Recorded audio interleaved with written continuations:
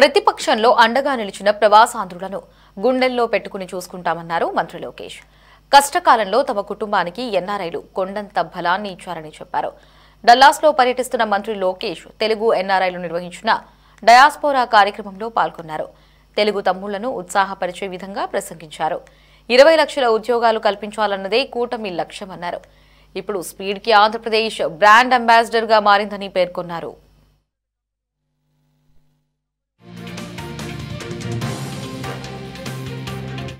దగ్గర నుంచి ఈ రోజు ఇప్పుడు ఈ కార్యక్రమం వరకు నాకు ఇంత పెద్ద ఘన స్వాగతం పలికిన మీ అందరికీ నా హృదయపూర్వక ధన్యవాదములు.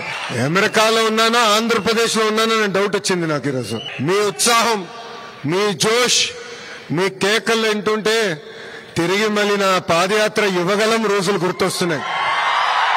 ఆనాటి పాలకులు అడుగడుగున నన్ను ఇబ్బంది పెట్టారు, నడవనీయలేదు, మైక్ లాక్కున్నారు, స్టూల్ లాక్కున్నారు. అయినా మనోళ్ళు తొడగొట్టి ముందైతున్నాడు, తగ్గేదే లేదని ఆనాడు ఎట్లయితే చెప్పారో అదేవిధంగా ఈ రోజు కూడా నాకు మీరు అంత ఘనస్వాగతం పలికారు. ఇక్కడ చాలా మందిని ప్రతిపక్ష రోజుల నుంచి నాకు పరిచయం ఉన్నవారు, వాళ్ళందరిని చూసినప్పుడు ఆ రోజులు గుర్తొస్తున్నాయి. వాళ్ళందరికీ ఒకటే చెప్పదలుచుకున్నాను, మిమ్మల్ని నా గుండెల్లో పెట్టుకుని కాపాడే బాధ్యత మీ లోకేష్ తీసుకుంటాడు. ఈరోజు ఆంధ్రప్రదేశ్ స్పీడ్ కి బ్రాండ్ అంబాసిడర్ అయింది. అలాంటి దగ్గర నుంచి ఈరోజు అన్ని రంగాల్లో ఆంధ్రప్రదేశ్ ఏమో స్పీడ్ గా ముందరికెళ్తుంది.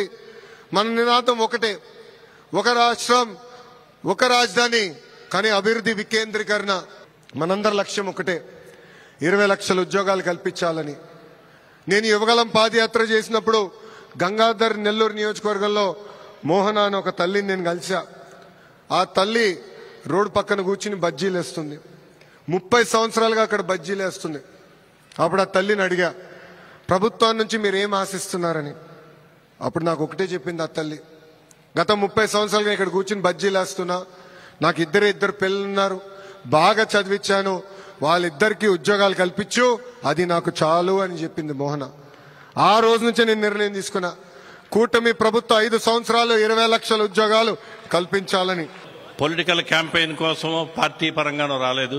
ఒక ఐటీ శాఖ మంత్రిగా, ఒక విద్యాశాఖ మంత్రిగా మనకిచ్చిన ప్రామిస్ నిలబెట్టుకోవడం కోసం ఆయన ఈరోజు ఈ డల్లాస్ కార్యక్రమానికి ఒప్పుకోవటం, ఇక్కడికి రావటం అనే దానికి మనందరం కూడా ఆయన అభినందించాల్సిన అవసరం ఉంది.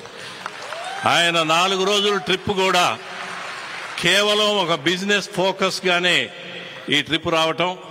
మనం అడిగిన వెంటనే ఇంతకుముందు ప్రామిస్ చేశారు, మీరు ఏదో ఒక సిటీలో తెలుగు తమ్ముళ్ళని, కూటమి సభ్యులందరినీ కూడా మీరు కలవాలి అన్నప్పుడు ఆయన ఈ కార్యక్రమానికి ఒప్పుకోవటం, ఈ డల్లాస్ తెలుగుదేశం సభ్యులు, బీజేపీ సభ్యులు, జన సైనికులు అందరూ కలిసి ఈ కార్యక్రమాన్ని ఒక 5 రోజుల సమయంలోనే ఇంత అద్భుతంగా నిర్వర్తించారంటే వాళ్ళందరికీ కూడా శిరస్సు వంచి నమస్కరిస్తున్నాం.